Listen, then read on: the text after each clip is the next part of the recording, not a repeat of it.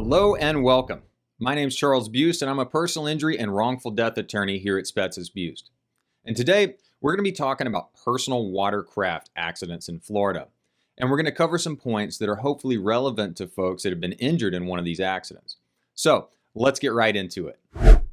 So why are jet ski accidents so common in Florida? Well, let's start out by talking about just how common these accidents are, using some personal watercraft accident data from the Florida Fish and Wildlife Conservation Commission. According to data from 2022, there were 174 personal watercraft accidents that year alone, resulting in 6 fatalities. The Florida county with the most accidents was Miami-Dade, followed by Monroe, Pinellas, Okaloosa, and Palm Beach. Now, let's talk about some of the most common types of injuries people suffer as a result of personal watercraft accidents. According to the data, around 154 people were injured in the 174 total personal watercraft accidents in 2022. By far, the most common injury suffered was broken bones, and 45 of these injuries were reported, followed by 32 lacerations, which came in second, 23 contusions, third, 19 head injuries, fourth, and 7 back injuries. Other injuries reported involve strains, sprains, teeth and jaw injuries, neck injuries, burns, and spinal injuries. So where are these jet ski accidents most likely to occur? Well, according to the data, 75 of the total accidents happened in the Bay or the Sound. 30 happened in the ocean or Gulf. 22 happened in a river or creek. Another 22 happened in a lake or a pond. 13 happened in a canal or cut. 10 happened in an inlet or pass. And 3 happened in a harbor. So what are some of the major causes of personal watercraft accidents in Florida? Well, a big portion of these accidents occur as a result of a personal watercraft colliding with another vessel. The data shows that out of 175 total accidents, and I'm not sure why this is different from the 174 total accident figure we talked about before, but let's just work with the data.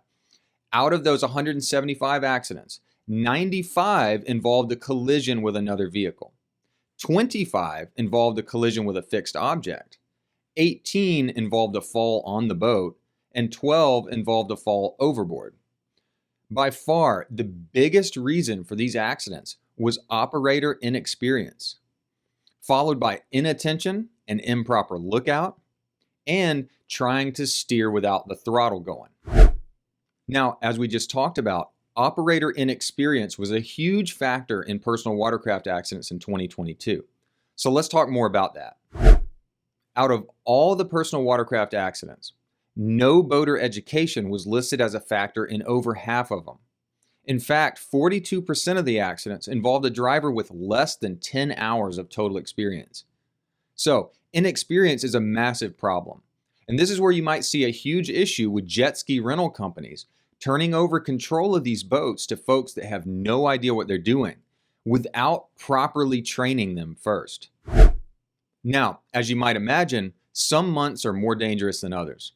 The data shows that July had the most jet ski accidents in 2022, followed by May and June, and then August. Now this makes sense. Clearly, the risk of an accident is going to go way up when there's more people out on the water. Additionally, these summer months are when a lot of tourists travel to Florida, many of whom rent jet skis and get out there on the water. So, what if you get hurt in a personal watercraft accident and have a lot of medical bills and missed work and other damages? Is there anything you can do? Well, that all depends. Not every accident will translate to a viable personal injury claim. For example, if a person goes out and operates a jet ski negligently and gets hurt, they may not have any ground to stand on under Florida law. Because in Florida, if you're more than half at fault for the accident, you don't have any right to recovery. However, if a person gets hurt while operating their boat reasonably, they may have a viable claim. The next question that's pretty important here is, where is the money to pay an injury claim going to come from? The reality is that not everyone's going to have boating insurance that covers injuries from boating accidents. However, sometimes there can be significant insurance policies that may cover people's damages. For example, an accident involving a jet ski rental accident could involve a policy held by the rental company, and there could be a significant amount of money available through that policy to compensate someone for their losses. Now, the risk of getting into an accident with someone who doesn't have insurance isn't unique to boating accidents. It happens with cars too. In other words, this is an issue in a lot of different types of cases. And some people find themselves in a terrible situation where they get injured through no fault of their own, and they did nothing wrong at all. And then there's no insurance available to cover them. Then they're stuck with tens of thousands of dollars in medical bills or weeks or months of missed work. This is a horrible thing, but it happens all the time. Ultimately, each case is unique, and if you got hurt through no fault of your own, you should consider speaking with an attorney about it. At our firm, we're happy to give you a free legal consultation and talk with you about what happened. We'll help you however we can. You can call us at 321-LAWSUIT, or you can look us up at www.spetsasbuist.com. That's SPETSASBUIST.com. Thank you so much for watching this video, and we'll see you next time.